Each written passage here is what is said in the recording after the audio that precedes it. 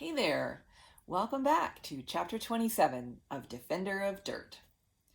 Of course, the Wrens had not put a stop to Mr. Franklin's mission against Bill, the bees, and the gardens.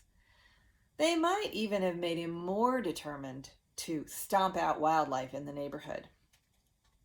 Even Aunt Yuki hadn't been able to convince Mr. Franklin that the whole bee episode was harmless. She'd marched over there to take credit for keeping Tessa in the garden that night, but it was no use. Mr. Franklin said he didn't care whose fault it was. The gardens themselves were still inappropriate.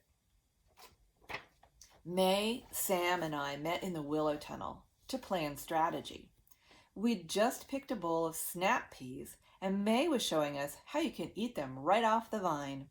I couldn't believe how sweet and crunchy a raw snap pea is, shell and all. Aunt Yuki doesn't believe anything will come of all this, May said, snapping the tip of the pea off and peeling the green string down the edge. But I'm worried.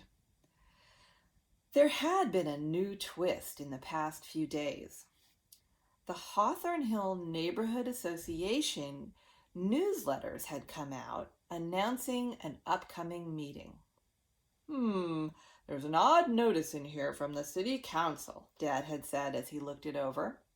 It says, garbage considered a health or safety violation can be removed from private property without giving the owner any notice. His eyebrow edged up. Including raw trash and materials likely to attract rodents, wildlife, birds, or insects. Uh-oh, I said. Does that mean compost or bird feeders and bee houses? Because if it does, Bill and the Maidas are in trouble. I don't know, Dad replied. Maybe. After that, Molly, who has an ear for neighborhood gossip, told us that Mrs. Lawhorn was on the city council. That led to our emergency meeting. If Mr. Franklin goes to the city council with enough complaints, I said to Sam and May, don't you think they might make you guys give up the chickens and the hive? How many people do you think may have already signed their petition? No idea.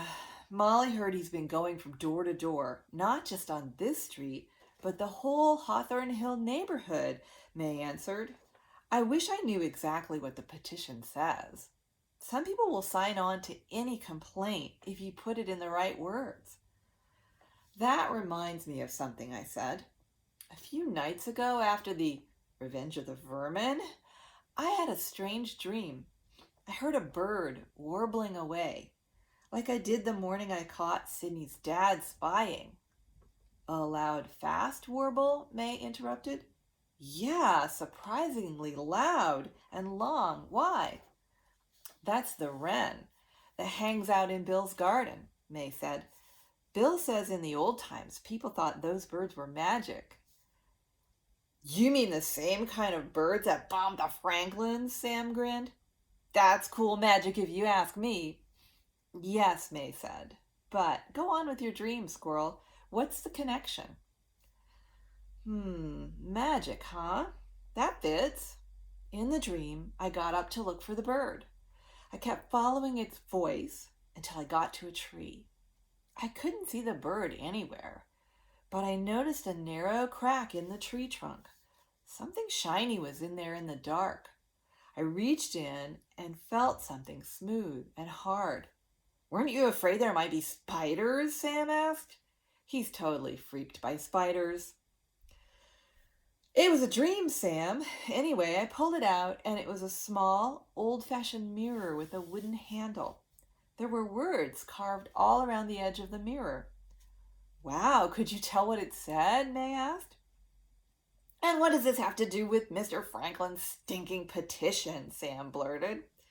Hang on, Sam, I'm getting to it. Yes, May, it said, use the power of reflection. I have no idea what that means, Sam practically yelled. I didn't have a clue either, but now as I reflect on it, That's just what we could do with the petition. Huh? Sam said. I don't get it. Oh, exclaimed May. You mean we could mirror his petition with one of our own? Worded how we want it. Yes, I answered, getting excited. In stories, sometimes the mirror tells the real truth when the person looks in, even if it wasn't what they wanted to see.